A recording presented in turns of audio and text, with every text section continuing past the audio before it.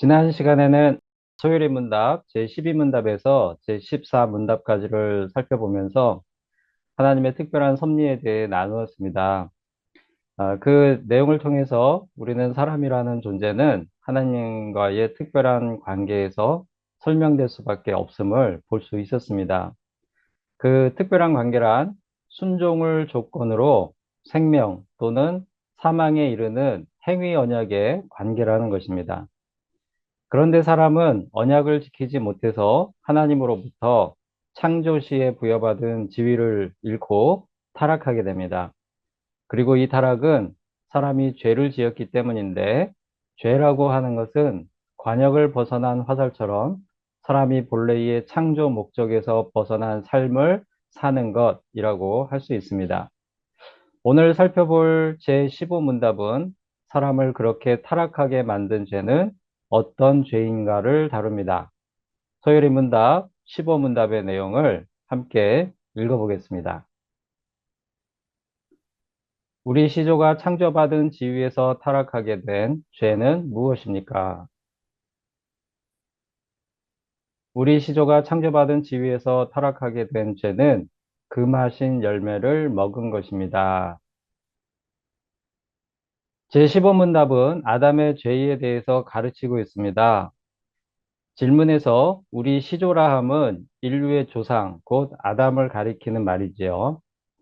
아담의 타락은 그가 죄를 지었기 때문인데 그 죄가 무엇이냐면 바로 하나님의 말씀을 어기고 선악을 알게 하는 나무 열매, 즉 선악과를 먹은 것입니다. 하나님은 아담과 언약을 맺으시면서 선악과를 먹으면 반드시 죽을 것이니 선악과를 먹지 말라고 하셨습니다. 하지만 우리가 오늘 읽은 본문 말씀대로 아담과 하와는 뱀의 꾀임에 넘어가 결국 하나님의 말씀을 어기고 선악과를 먹었고, 그것이 바로 사람이 창조받은 지위에서 타락하게 만든 죄였습니다. 그런데 이 선악과를 먹음으로써 하나님과의 언약을 스스로 깨버린 행위의 결과로 이 초래된 아담의 타락은 아담 한 사람의 타락만을 의미하지 않았습니다. 언약 효력이 아담은 물론 그 후손에게 미치는 것이었던 것만큼 타락도 아담의 모든 후손에게 영향을 미치게 되는 것입니다. 소율이 제 16번째 문답에서 그 점을 설명하고 있습니다. 우리 제 16문답을 같이 읽어보겠습니다. 아담의 첫 범죄 때에 모든 사람이 타락하였습니까? 아담과 맺으신 언약은 아담 한 사람만이 아니라 그의 후손까지 위한 것이므로 보통 출생법으로 아담의 후손이 된 모든 인류는 아담의 첫 범죄 때에 그의 안에서 죄를 짓고 그와 함께 타락하였습니다. 네, 16문답 방금 읽었죠? 하나님께서는 아담을 창조하실 때 하나님을 닮은 특별한 존재가 되게 하셨습니다. 그리고 그에게 생육하고 번성하라고 하시면서 만물을 다스림, 즉 보존하고 유지하는 일을 사명으로 주시면서 언약의 관계를 맺으셨죠. 그런데 이러한 아담의 속성과 사명, 그리고 언약의 효력은 그 후손에게 그대로 상속이 됩니다. 마찬가지로 언약을 어김으로써 타락하게 된 결과도 아담의 후손에게 그대로 상속이 되는 것입니다. 하나님은 이와 같은 아담의 대표성을 로마서에서 분명하게 말씀하시고 있습니다. 로마서 5장 12절 말씀입니다. 그러므로 한 사람으로 말미암아 죄가 세상에 들어오고 죄로 말미암아 사망이 들어왔나니 이와 같이 모든 사람이 죄를 지었으므로 사망이 모든 사람에게 이르렀느니라. 여기서 말씀하시는 한 사람이 바로 아담인 것이죠. 아담의 이 인류에 대한 대표성은 창세기에 사람으로 번역된 단어와 아담이라는 단어가 같은 단어라는 점에서도 볼 수 있습니다. 하나님이 만드신 최초의 사람 아담에 사용된 고유명사 아담이 일반 명사인 사람으로도 사용이 됩니다. 여기서 그 이름의 의미가 인류 전체에 대한 대표성과 포괄성을 동시에 지니고 있다고 인정할 수 있는 것입니다. 그러면 오늘날의 사람도 아담과 같이 창조 당시의 지위에서 타락하였다는 것인데요. 그러면은 그 타락의 원인이 되는 죄는 무엇일까요?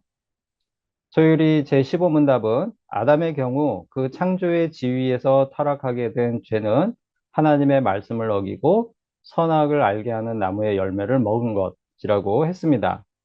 그렇다면 아담의 후손들, 오늘날의 사람들, 오늘날의 우리들은 어떤 죄로 인해 타락한 처지에 머물게 되는 것일까요? 이 점을 설명해 주는 것이 소율의 문답 제18문답입니다. 제17문답은 다음 시간에 살펴보기로 하고 우리 건너뛰어서 제18문답을 한번 읽어보겠습니다. 사람이 그 타락한 처지에서 죄 되는 것은 무엇입니까? 사람이 그 타락한 처지에서 죄 되는 것은 아담의 첫 범죄의 죄책과 원시의가 없는 것과 온 성품이 부패한 것인데 이것이 보통 원죄라 하는 것이고 아울러 이 죄로 말미암아 나오는 모든 자범죄입니다. 소율이 제18문답은 아담과 같이 타락한 인류의 죄에 대해 설명하고 있습니다. 그 죄는 무엇이죠? 첫째는 신앙생활을 많이 해본 사람은 많이 듣고 배웠을 그런 용어인데 원죄라고 하는 것입니다. 문답에서 아담의 첫 범죄의 죄책은 아담이 짊어지게 된 죄값, 죄에 대한 책임이죠. 아담의 죄로, 죄의 결과로 온 인류가 그 책임을 감당해야 한다는 것이죠. 그리고 또 질문에서 원시의가 없는 것이라는 표현이 나오는데요. 이거는 하나님께서 처음 창조하셨을 때 아담이 지니고 있었던 의로운 속성이 죄로 인해서 사라졌음을 뜻합니다. 하나님 앞에서 죄인이 되었음, 죄인의 신분이 되었음을 의미하는 것이죠. 그리고 온 성품이 부패한 것은 인격이 죄에 물들어 또는 죄의 오염이 돼서 모든 사람들이 죄를 지을 수밖에 없는 죄성을 지닌 성품이 되었음을 의미하는 것입니다. 아담의 원죄는 죄에 대한 책임과 그 죄로 인한 죄인이라는 신분과 그때부터 사람의 인격을 물들인 죄성을 후손에게 상속해서 그 후손인 모든 인류가 아담과 같이 타락한 처지에 머물게 만든 것입니다. 둘째, 역시 신앙생활을 많이 해본 사람은 자주 듣고 배웠을 단어인데요. 바로 자범죄입니다. 자범죄란 스스로 범하는 죄를 말하죠. 원죄는 상속이 됐다면 자범죄는 내가 스스로, 내가 직접 지은 그것이 바로 자범죄입니다. 원죄가 아담이 지은 것이라면 자범죄는 아담의 원죄 때문에 죄성에 오염된 성품을 지닌 사람들이 직접 범하는 죄입니다. 이 스스로 죄를 짓는 것 때문에 원죄가 아니더라도 사람들은 타락한 처지에서 벗어날 수가 없는 것입니다. 하나님의 말씀은 이 점을 분명하게 가르치시고 있습니다. 시편 51편 5절 말씀입니다. 내가 죄악 중에서 출생하였으며 어머니가 죄 중에서 나를 잉태하였나이다. 회개하는 다윗의 고백을 통하여 하나님은 모든 인류가 나면서부터 죄를 지을 수밖에 없는 존재로 출생하고 있음을 가르치시고 있습니다. 예레미야 17장 9절 10절 말씀입니다. 만물보다 거짓되고 심히 부패한 것은 마음이라 누가 능히 이를 알리오마는 나 여호와는 심장을 살피며 폐부를 시험하고 각각 그 행위와 그의 행실대로 보응하나니. 하나님은 예레미야 선지자를 통하여 사람의 성품이 죄로 인해 부패하였다고 말씀하십니다. 사람의 마음이 얼마나 부패하였는가를 다른 사람은 다 알 수 없습니다. 우리 사람은 다 알 수 없죠. 하지만 속마음까지도 살피시는 하나님 앞에서는 그 죄성을 숨길 수 없습니다. 이 말씀은 말하자면 사람은 누구나 죄성이 있어서 하나님 앞에서는 죄인으로 드러날 수밖에 없다는 그런 의미인 것입니다. 그래서 하나님은 로마서 3장 10절에서 우리가 잘 아는 기록된 바 의인은 없나니 하나도 없다라고 단언하십니다. 성도 여러분, 오늘 살펴본 소요리 문답 제15, 16 문답과 제18 문답에서 아담의 원죄와 그 원죄가 인류에게 미친 영향과 결과를 살펴보았습니다. 이 내용들 속에서 우리는 사람은 어떤 존재인가에 대한 또 한 가지의 답을 얻게 됩니다. 소요리 문답이 처음에는 어, 사람의 목적에 대해서 말씀을 다루고 있고요. 그 다음에 성경이 어떤 책인지 다루고 있고, 그리고 그 성경에서 알려주는 것들이 무엇인가. 첫 번째가 하나님에 대한 것이었죠. 그리고 하나님의 속성에 대해서 또 하나님 어떤 분인가를 우리에게 알려주었습니다. 그 다음에 사람은 어떤 존재인가, 그것을 알려주면서 이번 시간에도 역시 사람은 어떤 존재인가에 대한 답을 우리에게 주는 것인데, 성경은 사람이라는 존재는 하나님의 형상과 모양대로 지으심을 받은 존귀한 존재이면서 세상을 보존하는 또 유지하는 하나님의 일을 위임받은 존재이지만 하나님의 약속을 어기는 죄를 지었기 때문에 첫째, 나면서부터 그 죄값을 치러야 하는 죄의 책임을 짊어지고 태어난 존재입니다. 둘째, 나면서부터 아담의 원죄로 비롯된 죄인의 신분으로 태어난 존재입니다. 셋째, 성품이 죄에 물든 상태로 태어나기 때문에 죄를 지을 수밖에 없는 존재로 태어나는 것이죠. 이것이 우리 인간의 본질적인 모습입니다. 이것이 우리 인간의 본질적인 모습에 대해서 성경이 가르쳐 주시는 말씀인 것입니다. 이와 같은 모습을 보면 하나님의 약속을 어기기 전과 또 어긴 후의 인간의 삶이 180도 달라졌음을 보게 됩니다. 하나님의 형상을 따라 창조되어 거룩한 존재로서 자유의지를 가지고 하나님과 소통하며 부족함 없이 고통이나 슬픔도 없이 평안과 즐거움만을 누리며 만물을 돌보고 하나님을 찬양하는 그런 삶에서 죄로 인해서 하루아침에 죄인의 신분이 되고 그 죄값을 치를 책임이 지워지고 끊임없이 죄를 지으며 불안과 두려움에 떨면서 살아야 하는 존재가 된 것이죠. 하지만 하나님은 이런 인간의 처지를 그대로 두지 않으시고 구원 계획을 세우시고 앞으로 그 구원 계획에 대해서 우리에게 가르쳐 주실 겁니다. 오늘 말씀을 나누면서 한 가지 생각해 보고자 하는 점이 있습니다. 우리는 본질적으로 죄인의 신분, 죄의 책임, 죄성을 지닌 존재로 살아갑니다. 그러다가 주님을 믿으면 성령님의 은혜로 구원을 받게 되지요. 그러면 구원을 받았을 때 타락한 처지에 있는 사람에게는 어떤 변화가 일어나게 될까요? 첫째는 원죄로 인한 죄책, 즉 죄값을 치러야 하는 죄책을 벗게 됩니다.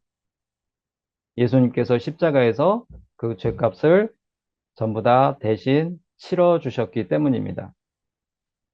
둘째는 죄값을 치렀기 때문에 이제 죄인의 신분에서 의인의 신분이 됩니다. 그렇게 하나님 앞에 다시 나설 수 있는 자격을 얻어서 하나님 나라에 들어갈 수 있는 그런 자격을 얻게 되는 것이죠. 이런 변화가 구원받는 즉시 일어나는 것이고요. 셋째, 부패한 성품은 어떻게 될까요? 죄에 오염된 우리 안에 들어온 죄성은 어떻게 될까요? 죄에 오염된 부패한 성품은 그대로 남아 있습니다. 우리가 이 점을 잘 염두에 두고 신앙생활을 해야 되는데요. 원죄로 인한 죄책과 죄인된 신분은 벗지만 죄성은 여전히 우리 안에 머물고 있는 것입니다. 그래서 믿음을 가지고도 때때로 실수하고 죄를 짓습니다. 하지만 내주하시는 성령님의 도움으로 믿음을 갖기 전보다는 거룩한 삶을 살기 위해서 노력하고 또한 믿음의 열매를 맺으면서 사는 것이죠. 그것을 성화라고 합니다.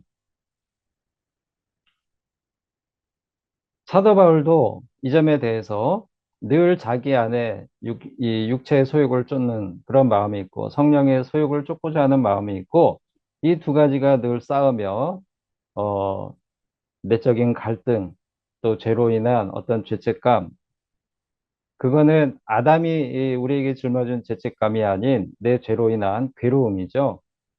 죄를 짓고 싶지 않은데 자꾸 죄를 짓게 되는 그러한 괴로움이죠. 그러한 것을 어, 사도 바울은 이렇게 표현합니다. 오라 나는 공고한 사람이로다. 이 사망의 몸에서 누가 나를 건져내랴. 이런 점을 생각해 보면 때때로 우리가 주변에 믿는 사람들로부터 상처를 받고 아픔을 겪는 상황을 우리가 맞이할 때, 아, 그럴 수 있구나라고 이해하게 됩니다. 아니, 구원받았다는 사람이, 하나님을 믿는 사람이 어떻게 저럴 수 있을까? 어떻게 나에게 이런 상처를 줄까? 우리가 이런 일을 겪을 때가 왕왕 있죠. 그리고 저희 국수집에 와서 말씀하시는 분들 중에 그런 것들로 인해서 교회를 떠나는 분들도 어, 여러 있는 걸 제가 보았습니다. 어떻게 믿는 사람이 저럴 수 있는가? 이건데 믿는 사람도 그럴 수 있습니다. 왜냐하면 구원은 구원을 받았음에도 우리에게 남아있는 죄성은 그대로 있고 우리가 그것 때문에 여전히 실수하고 잘못하고 죄를 지을 수 있다는 것이죠.